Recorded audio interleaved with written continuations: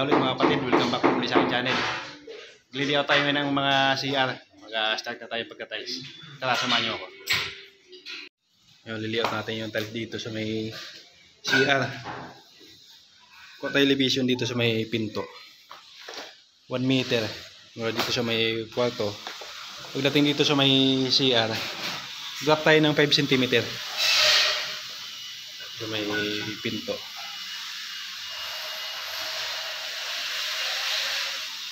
$60 by 1.2 yung tiles na gagamitin dito. Ito ako kuha ng buo, nakalagay sa plano. Tatapon tayo dito sa may pinto. Kunin mo natin yung eskwala nito, gamitan natin yung laser.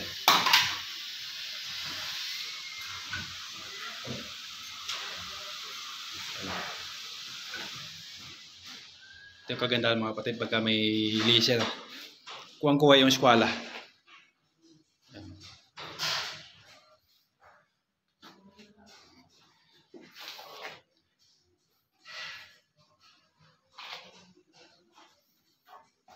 Dito din, buo din dito, patapon dito.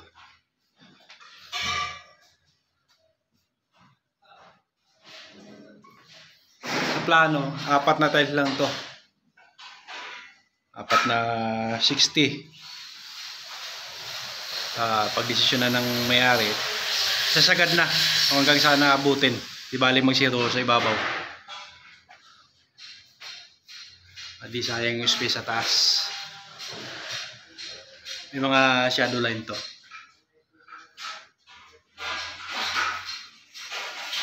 I-layout namin ito, lagyan namin sa loob dito.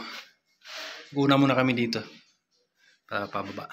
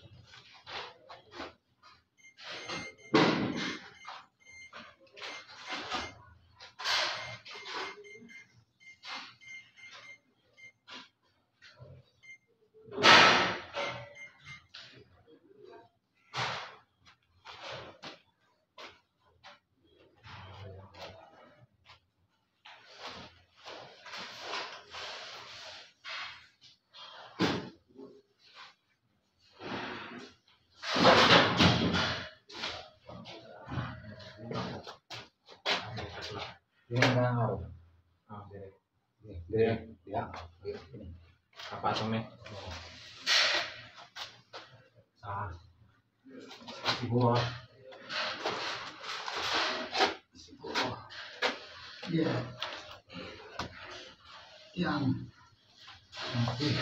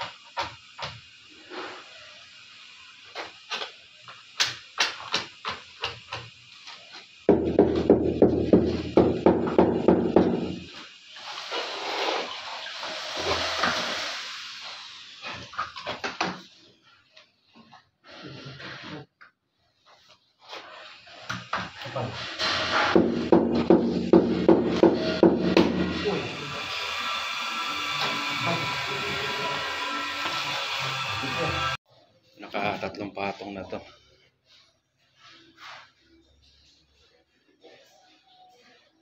Ito yung area ng shower.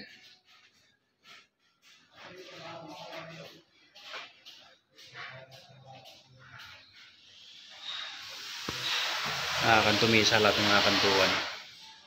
Lahat ng mga kulong.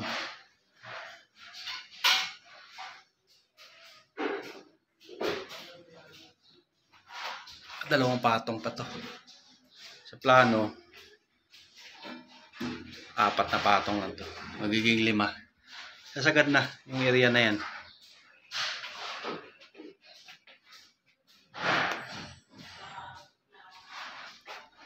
Layout na rin itong kabila. Paisa ko na rin sa isang mas tile sitter. Kabila.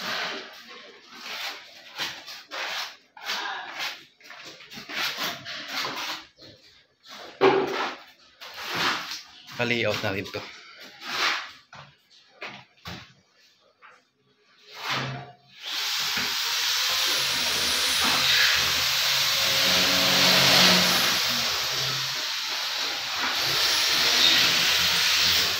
Buo dito, may area ng shower, papunta dito sa may pinto. Takasyon na siya maliit dito.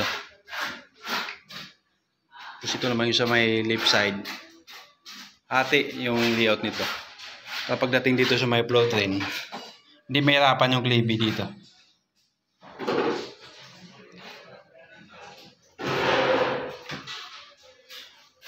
Ito na yung isang laser ginamit namin. Bumigay na itong luma ko. Bagay matagal na rin to. Kaya umigay na. Magana pa naman siya. Titignan ko. Buksan ko to kung maayos pa. Sayang.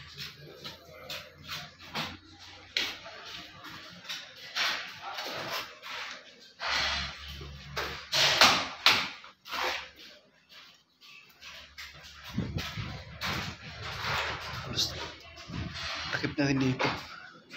Ceiling. Hallway. Dito, dumating na yung mga paring, kaya continuous yung pagpalagay ng mga paring dito. May mga tambol. Ito sa area ng built-in cabinet. May mga shadow line.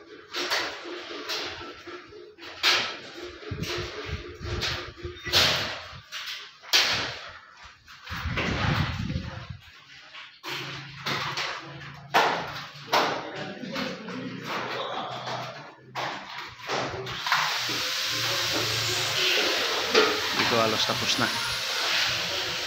Ito na lang. Pinulang ng metal stud. Magkakaroon pa ng ano doon. Pulse column. Tulad dito. Magkakaroon ng mga shelves dito para sa library.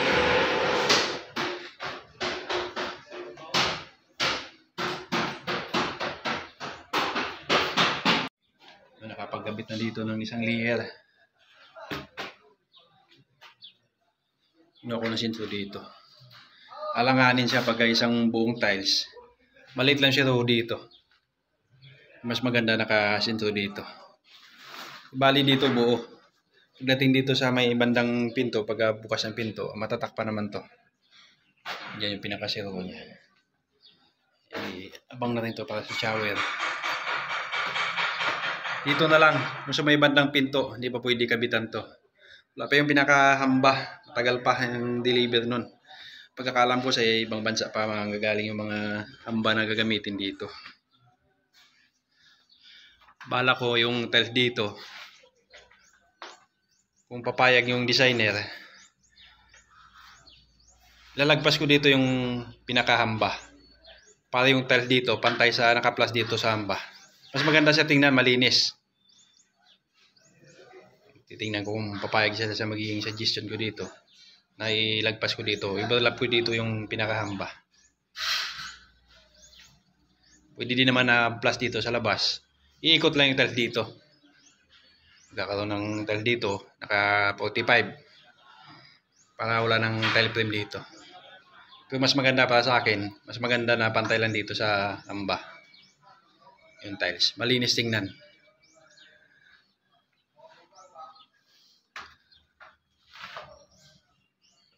Bukas ililiot ko mo yung kabilang CR. Inumpisahan ko muna to, patong. Naka-eskwalado lahat to. Ginamitan ko ng laser to. Yung sukat nun, parehas yung sukat dito, parehas yung buka niyan. Pagka nag-flooring dito sa sahig, naglagay ng tiles dyan, kung may zero man, kung gamitan man to ng 60 by 60 na tiles, may zero maliit dyan, parehas yung zero niya. Hindi siya pangitingnan pagka maganda yung pagkakalatag ng tiles dyan. Parehas yung zero niya.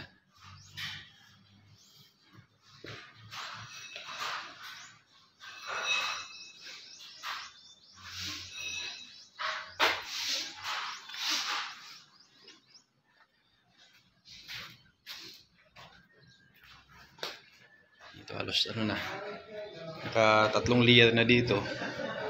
Ito din sa left side, ayos din.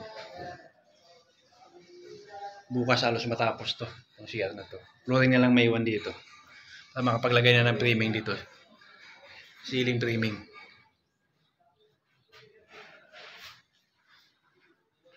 Gandang kulay ng tiles.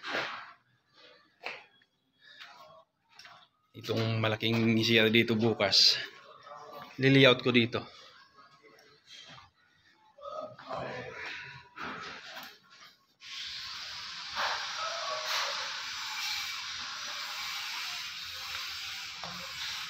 Ito malaki-laking CR.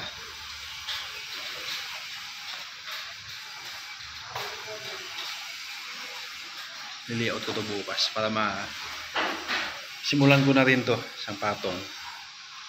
Tuloy-tuloy na.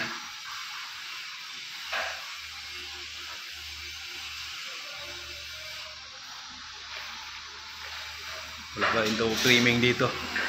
Gawa na yung mga ceiling dito, may mga shadow gap. Lalagay muna tayo ng tiles bago maglalagay ng W angle. Para maganda yung latag ng W angle dyan.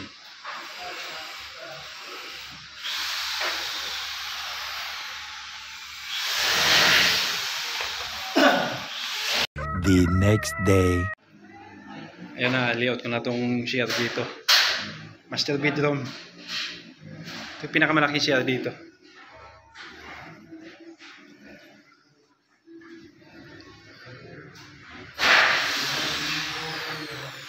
Dito may built-in cabinet dito.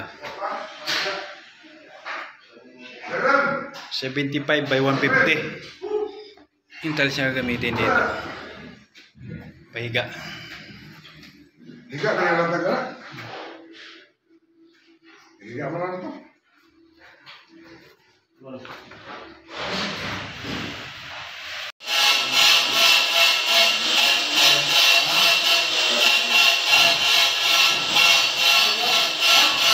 Gamitan natin ito. Hindi mabigat yung tiles na gamitan natin ito.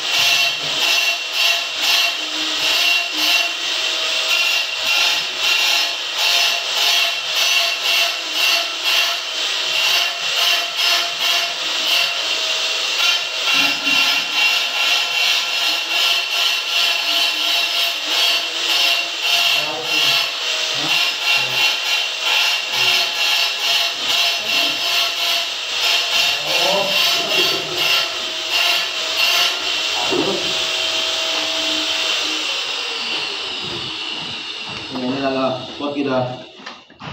Ayan lang, ba't mong bangag? Atras po, atras. Nanti na.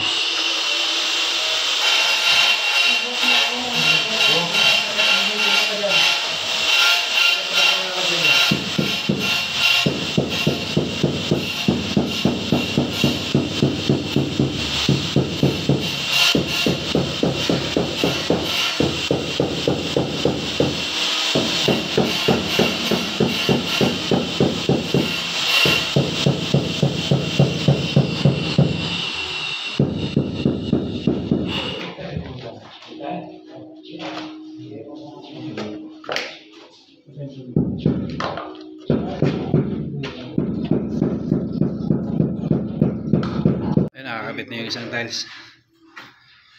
Tibay nito mga kapatid.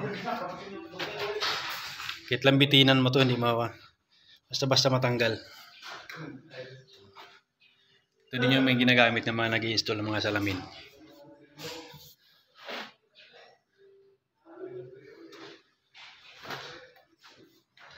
Madali nito tanggalin.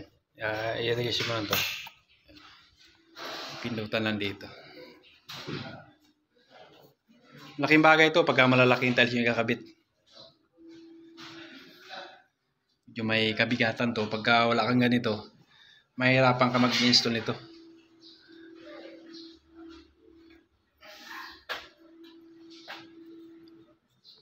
Tibay.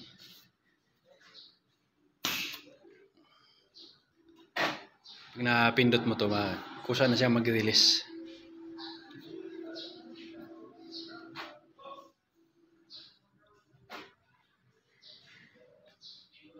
Pagka ganito kalalaking mga tiles, pagka maganda lang yung paglalatagan, iskwalado, halos maghapon, kunti maiwan ito, zero. Pagka ganito kalalaking tiles. Malaki siya, mabigat, pero mas mabilis kabit to.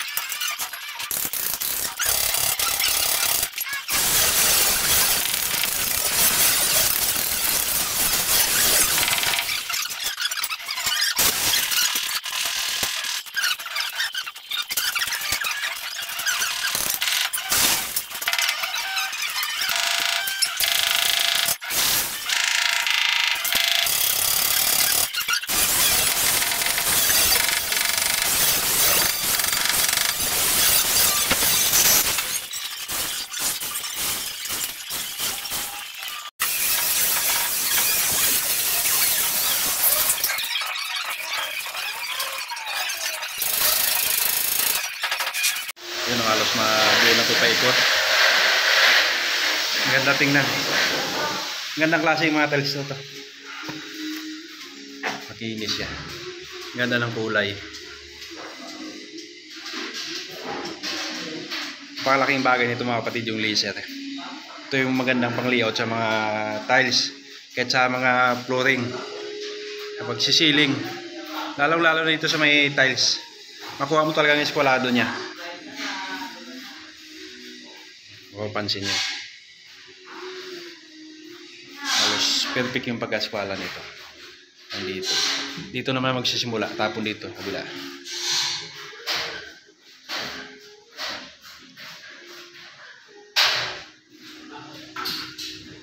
Kapag ka nag-tiles dito sa flooring, maglalagay ka na lang ng tansi. Hindi mo na kailangan mag-askwala pa. Nabikat dun sa isa na yon hanggang dito. Pakros yung pinakatansi mo. Latag na lang ng latag.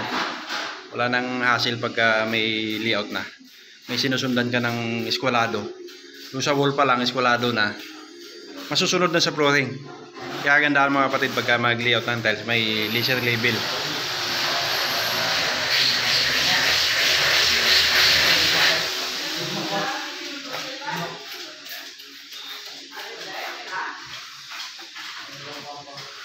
Dito yung area ng shower.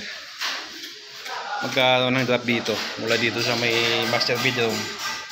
Bababa dito ng 2.5 cm. Pagdating dito sa may shower area, 2.5 cm din ang baba nito. Ito naman yung mga cabinet. Dito yung cabinet dito.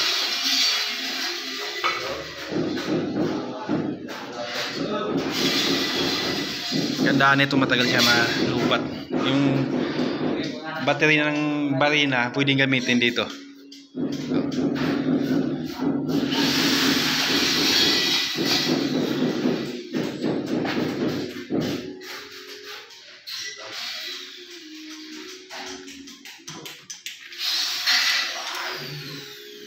Halos 4 na patong na. 5 patong na tiles to. Sa plano 2.4 lang yung height. Gusto na mayari, sagad na. Sayang yung space sa taas pagka hindi sagad. Mas maganda pag naka-high ceiling siya.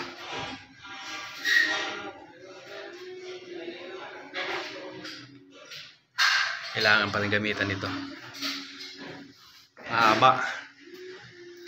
Kahit anong magandang klase ng tiles, pagka mahaba na, mayroon talaga baluktot, kaya kailangan lalayan itong pinaka tile leveler. Natutuwid siya pagka mayroon ito.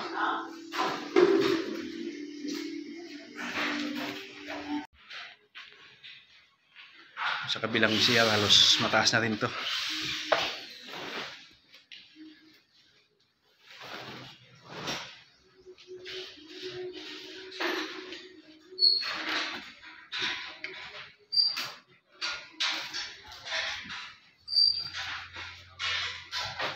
Ayun, isang patong na lang.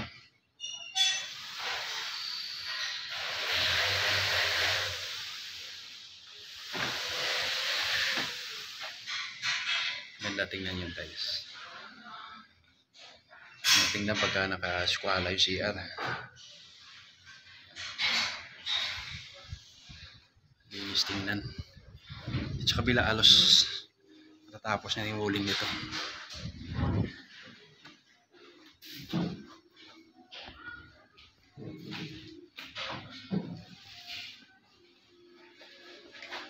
Kabilang side, sagad na sa taas.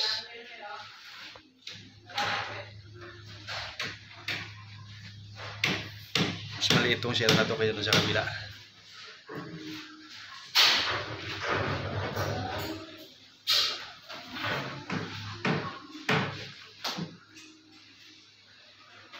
Titingnan ko bukas kung pwedeng pagka natapos to. Liliap na rin yung sa baba. At mga CR sa baba. Matapos yung walling na to.